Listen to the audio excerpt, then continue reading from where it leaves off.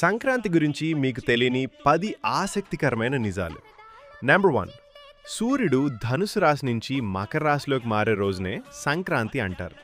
Number 2. మిగతా పండుగలు తిథులతో వస్తే ఇది మాత్రం పూర్తిగా సూర్యుడి గమనాన్ని బట్టి వస్తుంది. నెంబర్ 3. ఈ రోజు నుంచే సూర్యుడు ఉత్తర దిక్కుకు ప్రయాణం మొదలు పెడతాడు.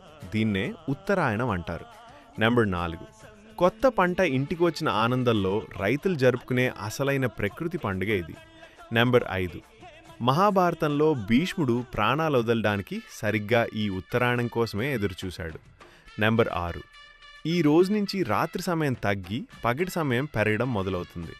నెంబర్ 7. సంక్రాంతి రోజున నదీ స్నానం చేస్తే పాపాలు తొలగిపోతాయని ఒక నమ్మకం. నెంబర్ 8. మనకు సంక్రాంతి, తమిళ్లకు పొంగల్, పంజాబీలకు లోహ్రీ. పేర్లు వేరైనా పండుగ ఒక్కటే. నెంబర్ 9.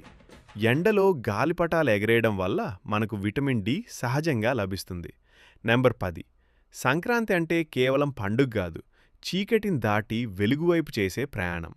ఇప్పుడు చెప్పండి, మీకు ఈ ఫ్యాక్ట్స్లో ఏది కొత్తగా అనిపించింది? మీకు సంక్రాంతి అంటే ఇష్టమైతే లైక్ చేసి సబ్స్క్రైబ్ చేసుకోండి.